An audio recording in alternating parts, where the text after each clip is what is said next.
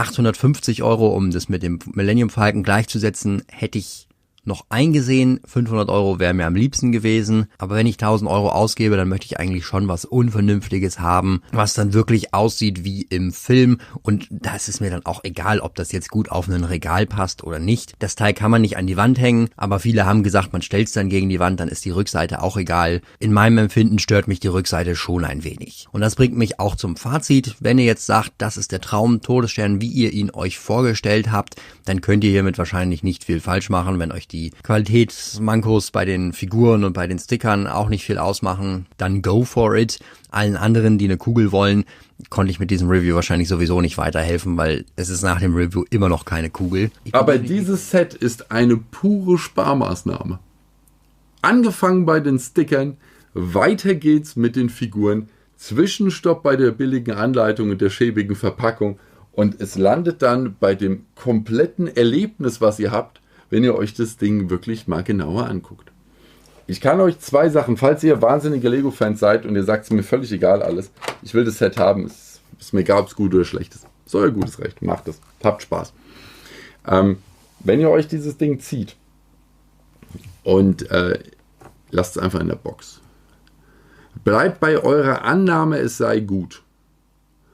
Und lasst euch einfach nicht verwirren von denen, die euch zeigen, was an dem Ding schlecht ist. Bleibt einfach bei eurer Version und lasst euch nicht vom Pfad abbringen und versucht auch andere zu überzeugen, auf eurer Linie zu bleiben. Ich glaube, das ist der gesündere Weg, weil, wird das ein mieses Erwachen für euch werden, wenn ihr das Ding euch wirklich mal nüchtern anguckt. Kommen wir nun zum Fazit. Tja, was soll ich sagen? Also, die meisten haben ja gedacht, es gibt wieder einen runden Todesstern, eine Kugel, ein planetenförmiges Etwas, was wir die letzten Jahre ja auch schon immer bekommen haben. Ich finde die Idee, mal etwas anders zu machen, von Lego erstmal so nicht verkehrt, weil hätten wir einen Todesstern bekommen, der 1000 € gekostet hätte, hätten die meisten wahrscheinlich gesagt, schon wieder ein Todesstern, fällt denen nichts Neues mehr ein und dafür soll ich jetzt so viel Geld ausgeben? Ob das jetzt die bessere Lösung ist, das muss jeder im Endeffekt für sich selber nachher entscheiden. 999 € für über 9000 Teilen und 38 Minifiguren ist natürlich eine Hausnummer. Da müssen wir gar nicht drüber reden. Wer es sich kaufen möchte, wie gesagt, ihr bekommt hier das GWP mit dabei und ihr seht, wir haben es ja hier eingebaut ins Modell. Ich finde die Idee, ein GWP ins Modell einbauen zu können, nicht verkehrt, ist auch mal was Neues an der Stelle. Mein Fazit: Wartet, bis das Ding irgendwann mal mit massiven Prozenten auf den Markt kommt und schlagt dann zu.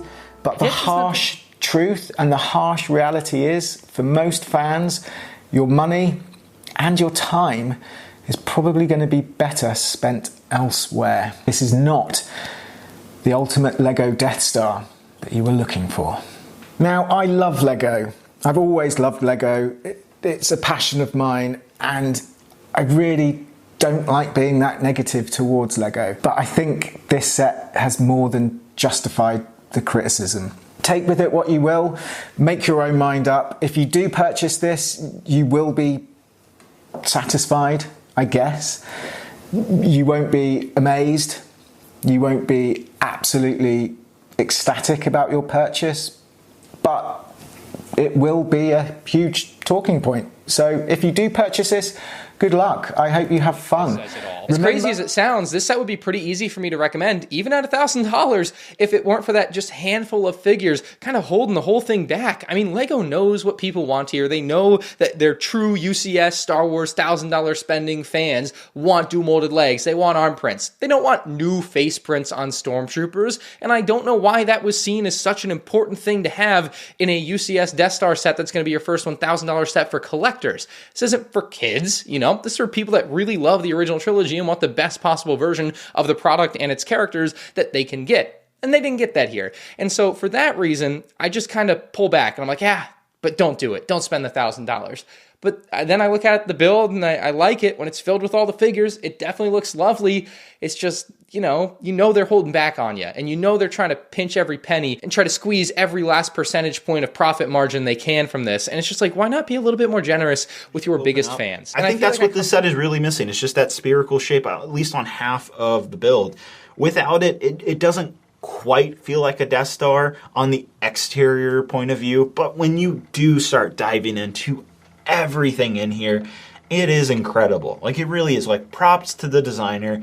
He did go above and beyond and truly poured his heart into every single detail. It shows throughout the build. It's incredible just how many scenes from A New Hope and Return of the Jedi that are jam-packed into this Death Star and actually flow together and work, and it doesn't feel weird. It naturally has a flow to it, and it just feels nice. Like, the interior is incredibly well done. That is the biggest compliment I can give the Ultimate Collector Series Death Star, is well done on the interior. This is incredible. Exterior, completely different story. Way too many compromises made here. It should have been a half spear or something like that, where it feels more like a ball in some ways.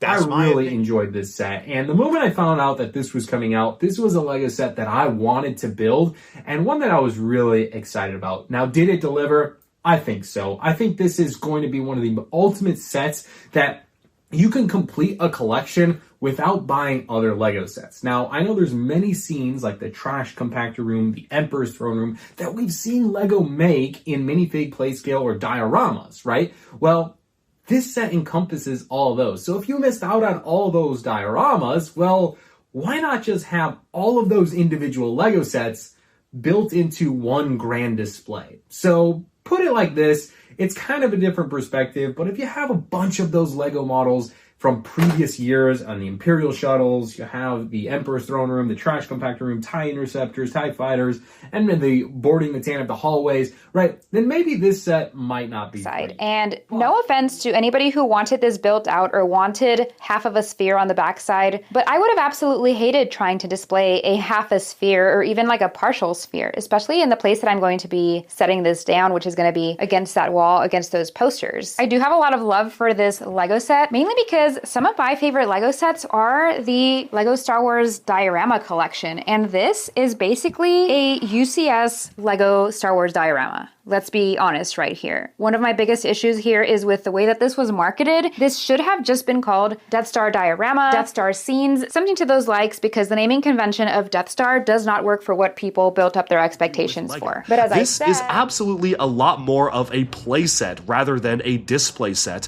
but then again, it also looks good on display, and it also is pretty screen accurate when it comes to a lot of the details. Sure, there are things with the minifigures where I feel like they could have been better, and there's little improvements here and there, but all in all, I ended up walking away from this set feeling a lot more positive about it as both a display model and a play model than I initially was going in. All I can say is, wow, what a build. It was absolutely amazing. It took me about 22 hours or so to build the entire model. That is with me doing some filming along the way. But the incredible thing about that is, in all those 22 hours, you would have thought it would have got old at some point along the way, but the designers did an incredible job of just keeping fresh things coming throughout the entire build, building out all these incredible scenes, and it just kept the build very interesting the entire way.